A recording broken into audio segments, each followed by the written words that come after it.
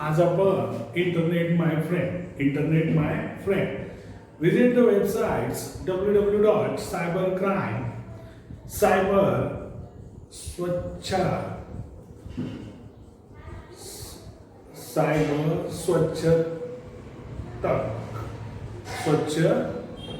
स्वच्छता केंद्र.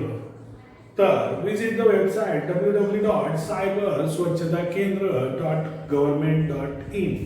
जिथे जनरली .government.in असते तर ते गव्हर्नमेंटची वेबसाईट असते, रिलायबल वेबसाईट असते. तर अशा वेबसाईटला व्हिजिट देऊन पहा आणि मग तिथे त्यांनी काय काय इन्फॉर्मेशन दिलेली आहे, काय काय आपल्याला करायला पाहिजे, काय काय प्रिकॉशन घ्यायला पाहिजे, everything is given. So we will see cyber crimes. It is cyber crimes. Banks continuously spread the message on mobile phones about not to disclose the Aadhaar, PAN, credit card, debit card number and other personal information if demanded by any persons. नेहमी बँका आपल्याला मोबाईलवरून सूचित करत असतात, त्यांचे phone पण येतात, मेसेज पण येते, सांगत असतात की बँक कधी तुम्हाला अशा प्रकारचे डिटेल्स कधी मागणार नाही आणि ते पण फोनवर तर मुळीच मागणार नाही असं सांगतात. तरी पण बरेच लोक याला बळी पडतात. त्यांनी मागितल्याबरोबर phone number, credit card number, PAN card number, debit card number सगळे लोक देऊन देतात आणि मग त्यांची शिकार बनतात. कारण हे नंबर सेन्सिटिव्ह असतात आणि याच्यावरून मग ट्रान्झॅक्शन सुद्धा केल्या जाते. तुमचं अकाउंट सुद्धा खाली होण्याचा धोका असतो. तर अशा प्रकारचं मेसेज देत असते. RBIचं पण इनिशिएटिव्ह आहे की लोकांना जागृत करणे आणि खूप सारे ॲडव्हर्टाईज येतात पण लोक त्याकडे दुर्लक्षित करतात. आपला कोणताही नंबर फोनवर मागितल्यावर द्यायचा नाही. आणि बऱ्याचदा आता तर आपल्याला ॲडव्हर्टाईज पाहायला मिळतात खूप सारे आहे की तुम्हाला लॉटरी लागली त्यासाठी तुमचे डिटेल्स प्रोव्हाइड करावे लागेल वगैरे. लॉटरी लागणारच कशी आहे जर काढलीच नाही तर. तुम्हाला या कॉम्पिटिशनमध्ये पहिल्या नंबरचं, दुसऱ्या नंबरचं मेडल मिळालं, पदक मिळालं किंवा बक्षीस मिळालं सांगत राहतात. पण साधा विचार करायला पाहिजे की मी कुठे भागच नाही घेतला तर कसं काय लागेल. पण लोक त्यांच्या आमिषाला बळी पडतात आणि मग त्यांनी सांगितल्यानुसार त्यांना इन्फॉर्मेशन प्रोव्हाइड करत असतात आणि मग त्याचा जो शेवट आहे आपलं नुकसान करून, आपलं अकाउंट खाली करून किंवा त्यांनी जे पैसे भरायला लावले ते सगळे आपले गेलेले असतात. तर ही प्रिकॉशन घ्यायला पाहिजे. फोनवरून कोणतेही डिटेल्स द्यायचे नाही. Then, do not disclose your PIN, that is personal identification number. PIN कधीही कोणाला द्यायचं नाही to anyone while withdrawing cash from ATM. आता ATM मधनं जर समजा आपण कॅश काढत असेल तर दुसऱ्याला आपला PIN द्यायचा नाही. तर रिझन काय? बरेच जण असे आहे की त्यांच्याजवळ क्लोनिंग केलेले ATM पण असतात, डेबिट कार्ड, क्रेडिट कार्ड. त्याच्यानुसार मग पर्टिक्युलर त्याच टाईपचं जर त्यांनी दिलं तर जो आपला पिन आहे तो आपलं अकाउंट खाली करू शकतो. So do not disclose your PIN to anyone while withdrawing cash from ATM machines or purchasing through card payments. Debit कार्डचं पेमेंट असेल, क्रेडिट कार्डचं असेल तर अशा वेळेला सुद्धा जो पिन मागितला जाते तो आपण द्यायचा नाही तर स्वतः एंट्री करायचा. वाय सच इन्स्ट्रक्शन्स आर गिवन. त्या इन्स्ट्रक्शन का बरं दिल्या जातात तर पूर्णच्या पूर्ण आपला पिन जर त्यांच्याजवळ गेला तर ते पूर्ण अकाउंटला खाली पण करू शकतात आणि मग किंवा क्रेडिट कार्डवर जेवढी आपली लिमिट असेल तेवढ्याची पर्चेसिंग सुद्धा ते करू शकतात. हा सर्वात मोठा धोका आहे.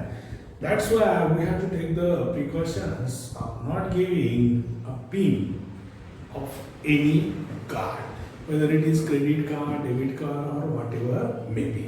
Then, consumers are deceived by showing superior items on a website. Deceive म्हणजे फसवणे. तर कंझ्युमर्सला खूप फसवले पण जाते.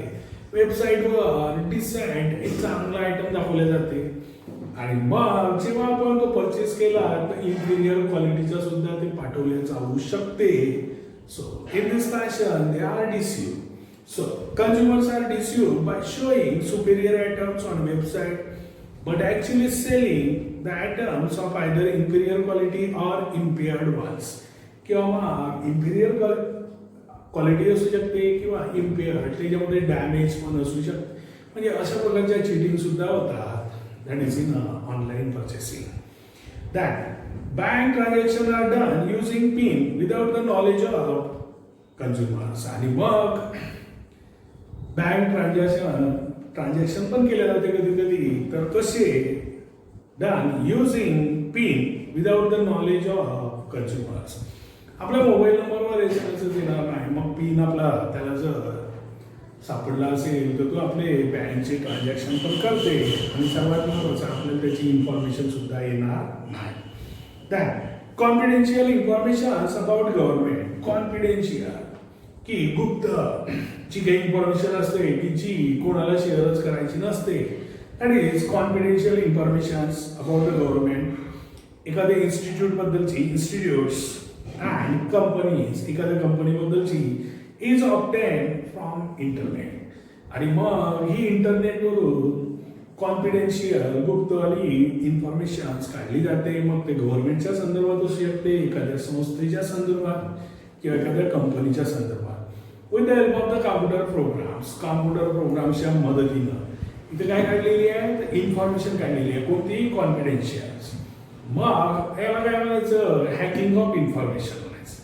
Hacking of information. आणि जर समजा आपलं पूर्ण अकाउंटच हॅक केलं तर हॅकिंग ऑफ अकाउंट.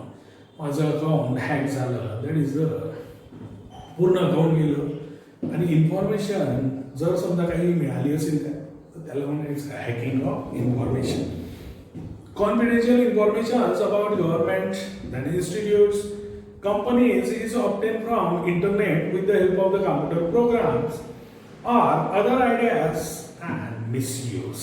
किंवा मग वेगवेगळ्या आयडियानी आणि मग या इन्फॉर्मेशनचा मिसयूज केल्या जाते.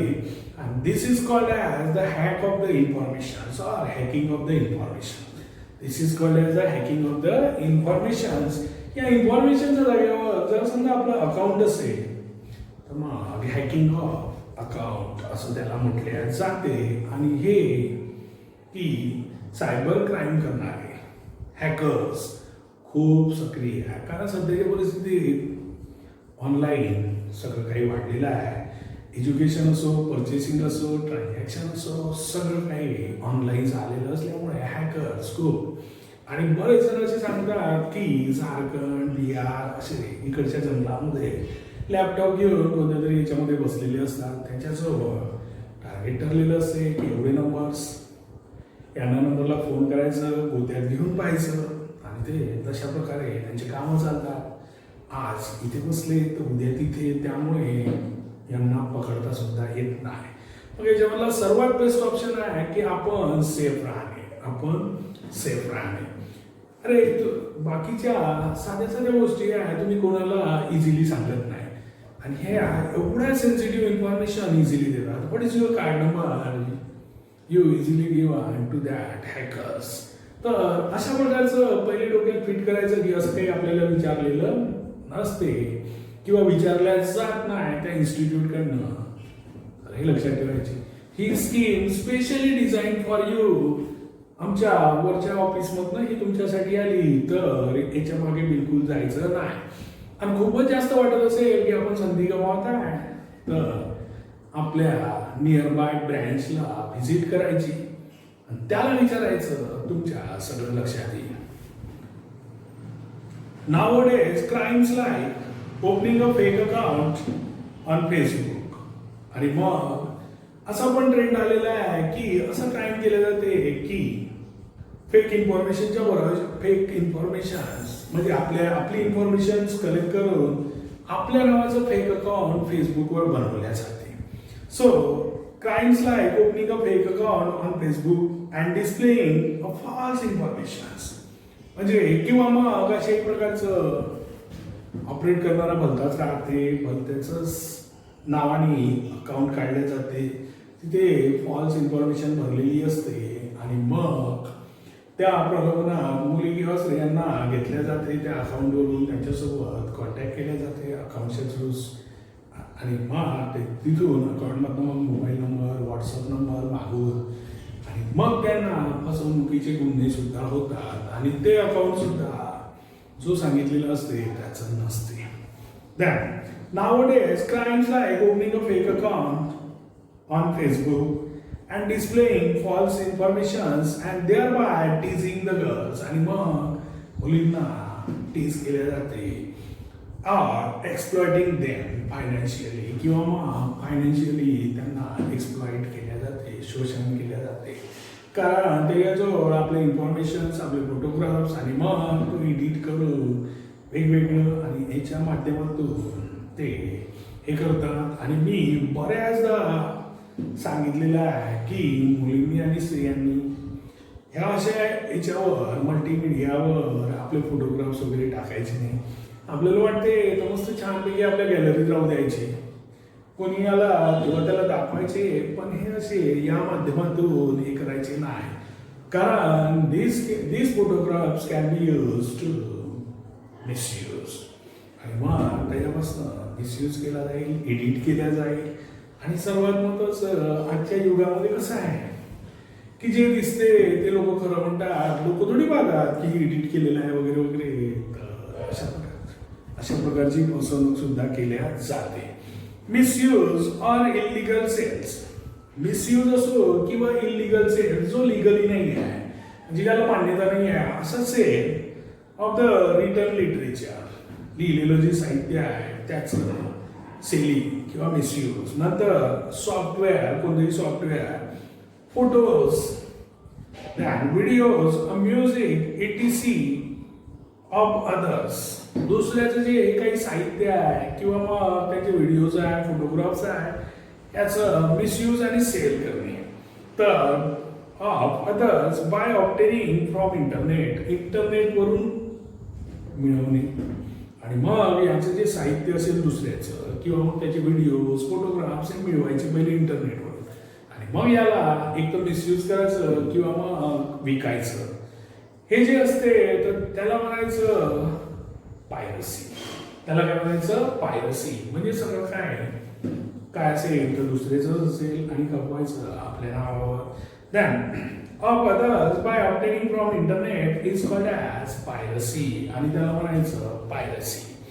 तर अशा प्रकारचं सायबर क्राईम्स मध्ये येतात. आणि मग पुढे इलेक्ट्रॉनिक मीडिया. आता इलेक्ट्रॉनिक मीडिया जो आहे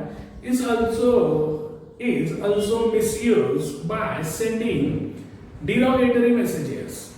की ह्याच्या इलेक्ट्रॉनिक्स मीडियावर काय आहे तर डिरॉगेटरी मेसेजेस पाठवले जातात, बदनामीकारक संदेश, बदनामी करणारे संदेश त्याच्यावरून पाठवले जातात इलेक्ट्रॉनिक्स मीडियावरून.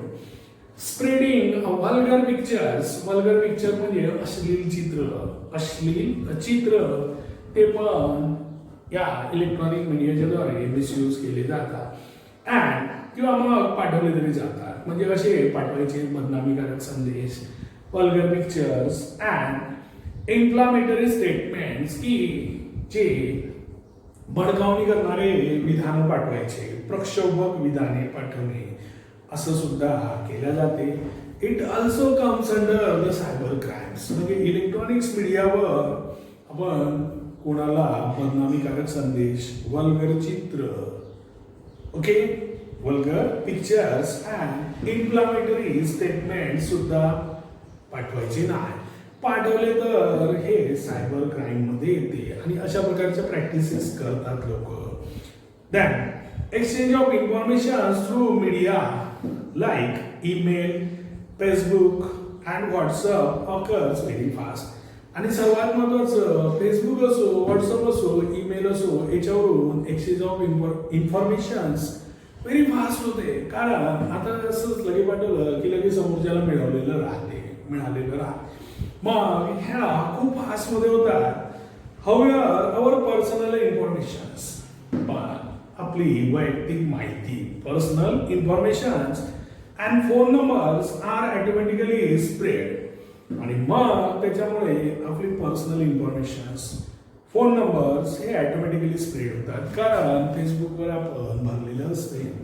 व्हॉट्सअप नंबरवरून नंबर माहीत पडते आणि मग ह्या इन्फॉर्मेशन्स आणि आपल्याबद्दलची इन्फॉर्मेशन सुद्धा त्यांना मिळवू शकते.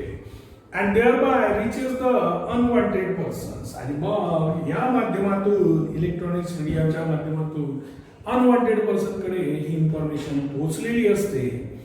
And which leads to malpractices like incoming of unnecessary messages. आणि मग याच्यावरून आपल्याला आपली इन्फॉर्मेशन अनवॉन्टेड पर्सनकडे गेली तर मग आपल्याला अननेसेसरी मेसेजेस येतात, which includes the vulgar pictures or whatever may be. Then some of such messages either impair or shut down the mobiles and computers. आणि मग काही तर असे पिक्चर्स येतात किंवा अशा प्रकारचे मेसेज येतात तर त्याच्यामुळे आपला मोबाईल सुद्धा शटडाऊन होऊ शकतो किंवा कॉम्प्युटर सुद्धा आपला पूर्णच्या पूर्ण खराब सुद्धा होऊ शकतो. असे पण असतात, करप्ट करणारे सुद्धा मेसेजेस, पिक्चर्स असतात. तर हे सगळं सायबर क्राईम्स मध्ये आहे. All the above mention incidents are examples of cyber crime. हे पूर्णच्या पूर्ण सायबर क्राईम आहे. Okay, committing such crime is also mental illness. आणि हे सुद्धा एक मेंटल इलनेसचाच पार्ट आहे. Committing such crimes is also mental illness. Later on the criminal also has to face the mental stress. आता क्रिमिनलला मग याच्यामधनं सुद्धा मेंटल स्ट्रेस फेस करावं लागते. बरेचसे जे तुमच्यासारखे ॲडल्टन्स एज मधले जे लोक आहेत त्यांना याचे परिणाम माहीत नसतात आणि मग हे असे तर करून बसतात आणि मग त्यांना मेंटल स्ट्रेस फेस करावा लागते. Cyber crime unit has been newly launch in a police department. आणि बऱ्याचदा फिलिंग द ब्लँक्स कन्सिडरेशन मध्ये कन्सिडर केल्या जाते. ओके, तर cyber crime unit has been newly launch in police department. म्हणजे सायबर क्राईम युनिट एक तर रिकामी जागेत असेल किंवा पोलीस डिपार्टमेंट, तर ते लक्षात ठेवायची. Cyber crime experts collect the details.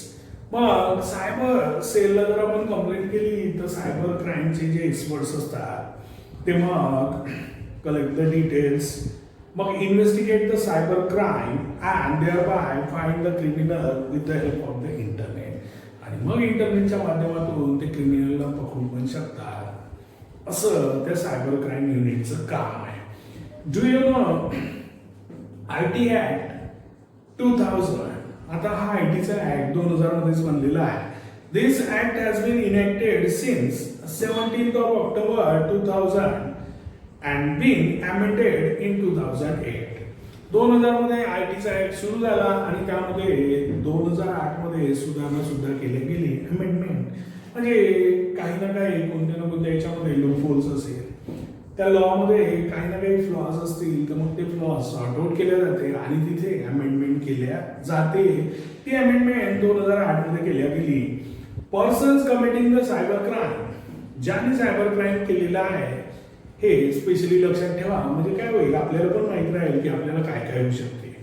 The person committing the cyber crime has to face the punishment like imprisonment for 3 years. 3 वर्षासाठी जेल होऊ शकते. ज्यांनी सायबर क्राईम केलेला आहे त्याला भोगावं लागेल 3 वर्षासाठी जेल, और for 3 years of fine up to 5 lakhs. आणि फक्त 5 लाखापर्यंतचा दंड होऊ शकते. So be careful while doing this, और you have to make the careful to yours near and dear ones if they are committing like such crimes. Okay, then Maharashtra is at forefront in controlling the cyber crimes. Maharashtra cyber crime control करण्यात सर्वात महत्वाच्या वरच्या स्थानावर आहे. पण तरी पण आपल्या इकडे घडतात. बऱ्याच जणांचे अकाउंट खाली झालेले आहे या लॉकडाऊनच्या दरम्यान सुद्धा. So Maharashtra is at forefront in controlling the cyber crimes. And it has been proved to be the first state to start a separate cyber crime unit. आणि पहिलं स्टेट झालेलं आहे आपलं की ज्याने सायबर क्राईम युनिट सुरू केलेलं सर्व देशामधलं पहिलं state, that is Maharashtra. So this is what about regarding the cyber crime. हे सायबर क्राईमच्या रिलेटेड एवढं सारं आहे. तर आपण इथेच थांबू. पुढच्या वेळेला स्ट्रेस मॅनेजमेंट. तर टिल देन बाय.